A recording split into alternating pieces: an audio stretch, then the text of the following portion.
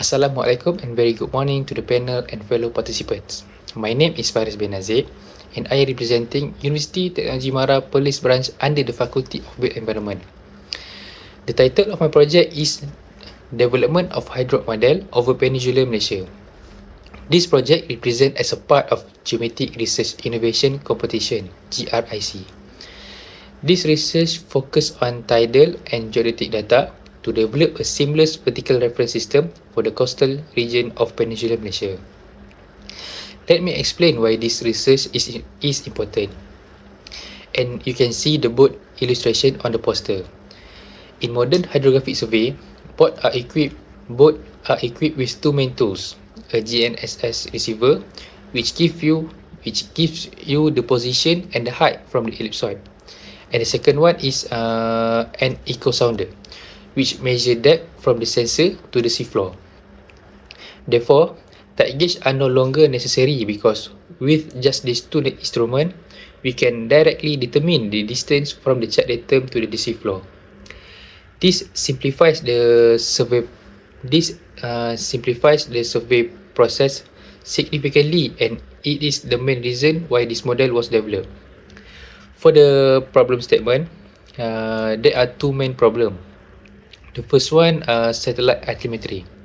Satellite altimetry is very good in open ocean, but it becomes less accurate near the coastal, especially in shallow water.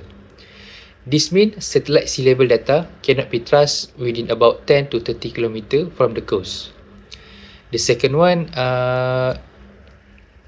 problem is tide gauge in Malaysia are placed too far apart, about 40 to 180 km, while accurate tidal modelling recommend data at every 10 km. Because of this, we have gaps in reliable tidal reference points along the coast.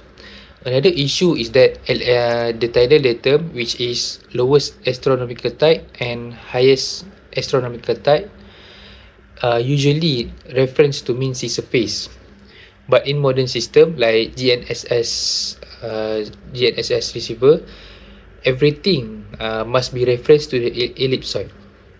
So my research solved this by creating a LAT and HAT values using a TMD software for every 10 km.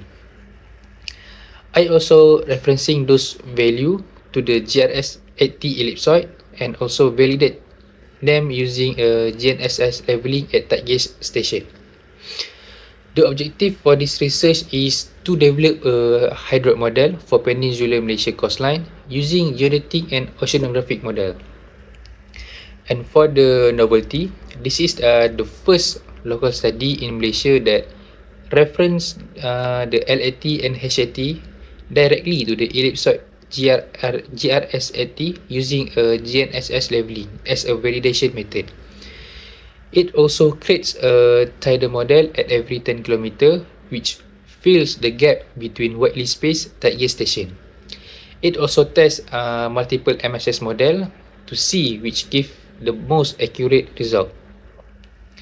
Okay, we move to the methodology. First, I collect all the required data about 3 global model that I use, which is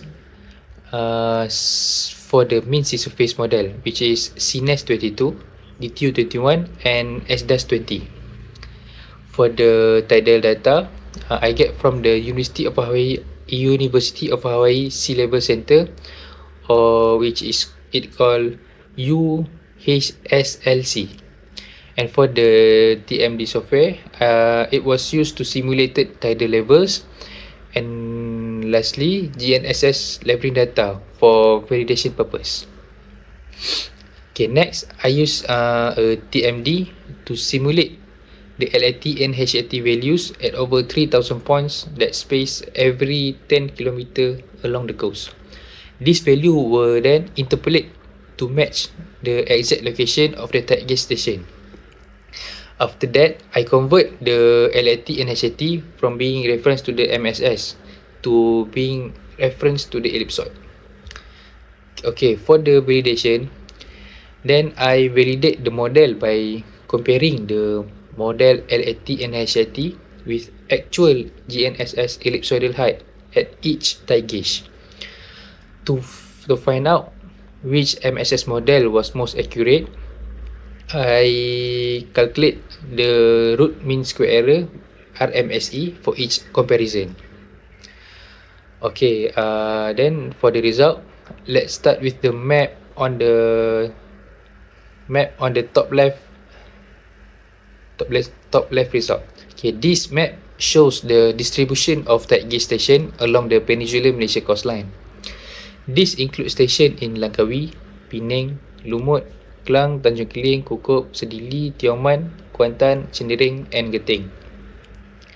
These tight gauge are used to measure sea level, but as you can see, the stations are quite far apart, especially on the east coast.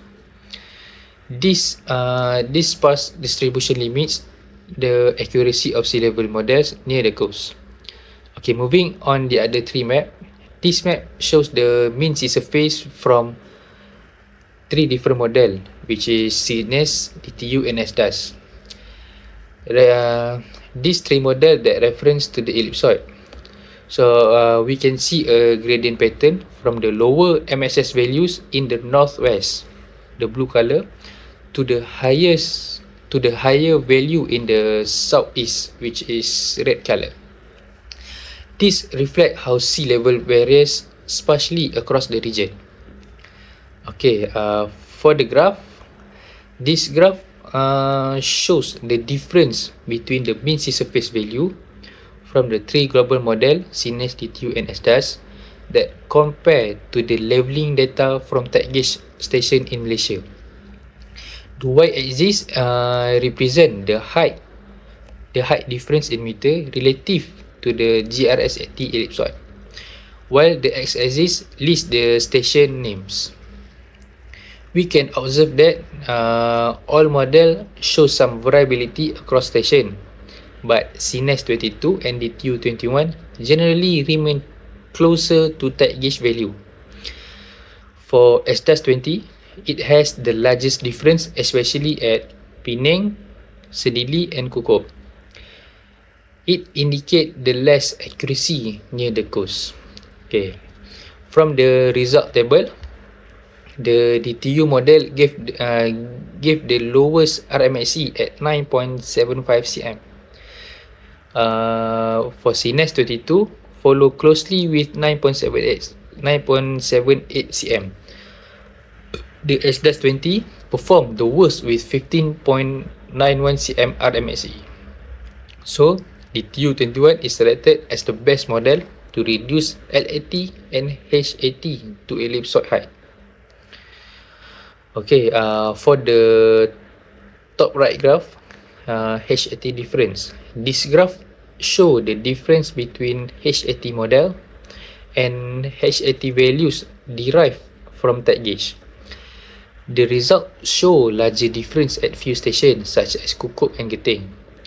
Okay, for the second graph, it compares LAT between the model and tight gauge data.